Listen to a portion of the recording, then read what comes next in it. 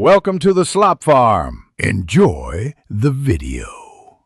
You begin by powering everything up and making the first physical connection. Plug the G733 dongle or USB audio adapter into your Xbox controller's 3.5mm jack and connect USB power if using an adapter. This gives the console a stable audio path. Once done, make sure the headset is charged and turned on so it can initialize. You do this because the Xbox treats the controller audio path differently than PC. Establishing a wired link first avoids wireless pairing issues and ensures voice and game audio route correctly. Once the wired connection is live, go into Xbox settings and choose volume and audio output so you can control the exact routing.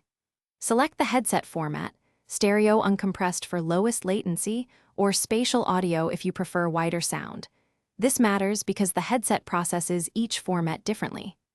Next, set the chat mixer balance and enable mic monitoring briefly so you can hear yourself. You do this to verify both game audio and voice chat are present and at comfortable levels before finalizing. Finish by testing voice chat in a party or in-game.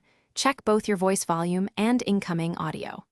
If you hear nothing, raise headset and controller volumes, then restart the controller while leaving the dongle plugged in.